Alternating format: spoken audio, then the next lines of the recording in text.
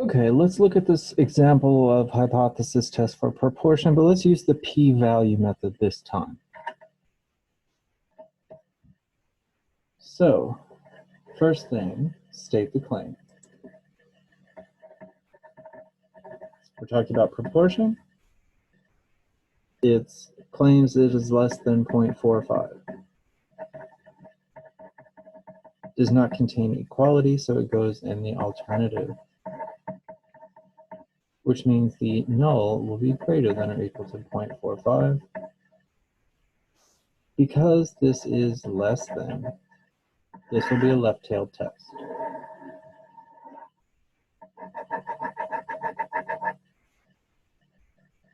Okay, the alpha value is 0.01, in the sample size is 100, and p hat is 0.41. Now remember, the p-value is the area in the tail corresponding to the test statistic. So let's compute the test statistic. P hat minus p over square root of pq over n. P hat was given to us to be 0.41. Population proportion is assumed from the claim.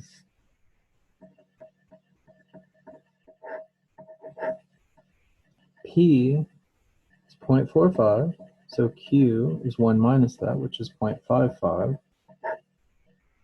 In the sample size is 100.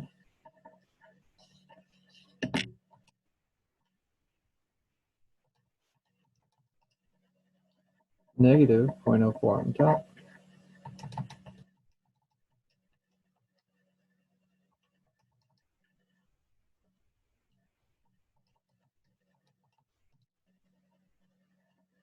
.0497 in the denominator.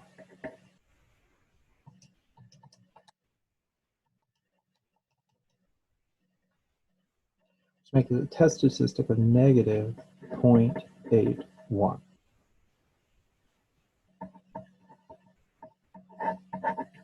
Now, we need to find the area in the tail here on the left up to the test statistic. To get the area in the tail, we can use the normal CDF function.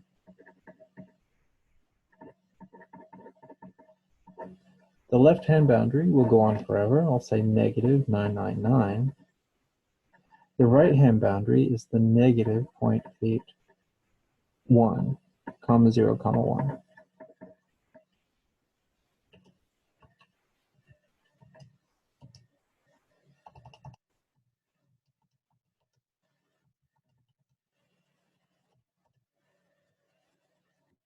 .209.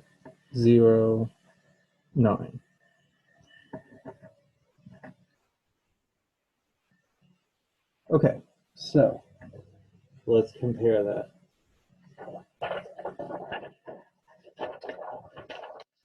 The p-value is the area in the tail, which we just found, 0.209.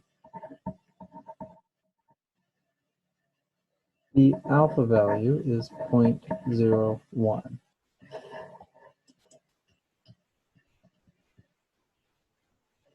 So because the p-value is greater than the alpha value, we fail to reject the null hypothesis.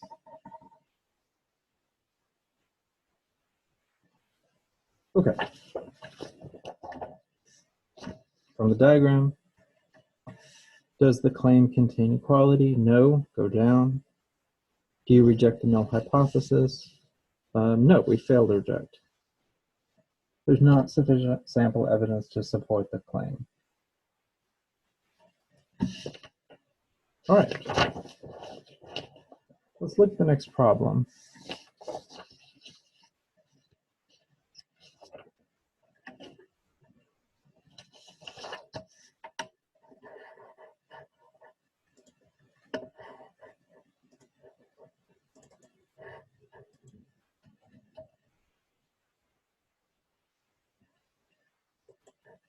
Let's look at the second one. Let's find.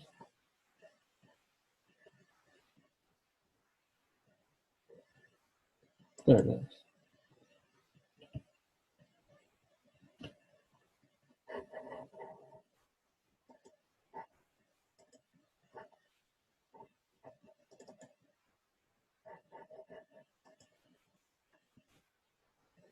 Okay, we're talking about this researcher about the effectiveness on antibiotics on viruses.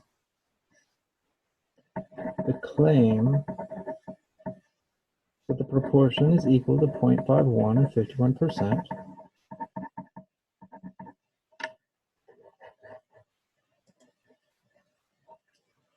Because this contains equality, it goes in the null hypothesis. The alternative is not equal to 0.51, which means this is a two-tailed test.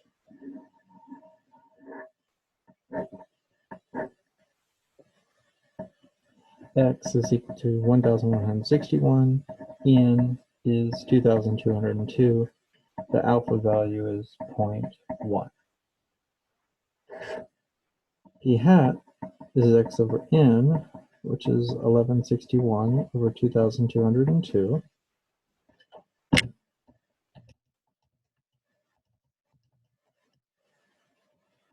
Which is 0.527. Now, the p-value is going to be the area in these tails.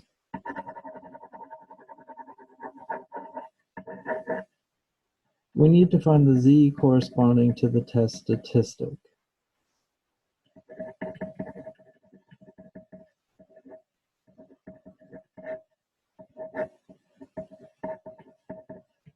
P hat we calculate to be 0.527 minus p is assumed from the claim, which is 0.51. 0.51 times 1 minus, which is 0.49, over 2,202.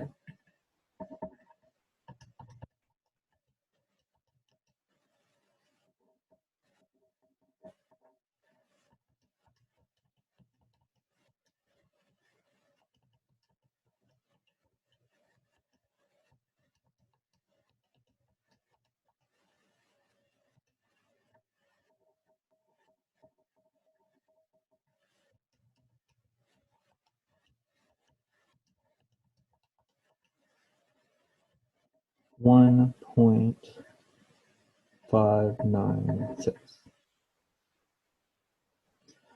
So it's 1.596 on the right, negative 1.596 on the left.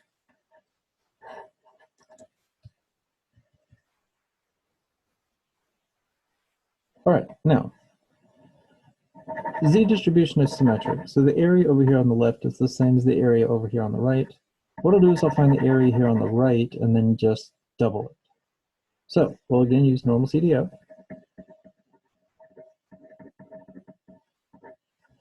The left-hand boundary is 1.596. The right-hand boundary is forever, so I'll just say a large number, comma 0, comma 1.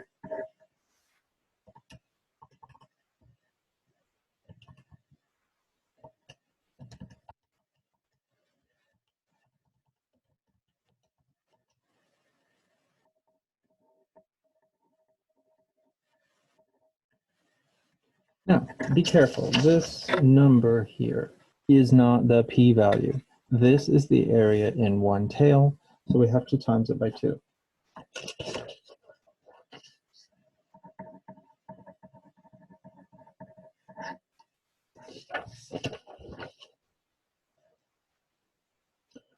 So if I double that, it gives me a p-value of 0.1105. The alpha value was 0.1. Now the p-value is greater, not by much, but enough. Therefore, fail to reject the null hypothesis.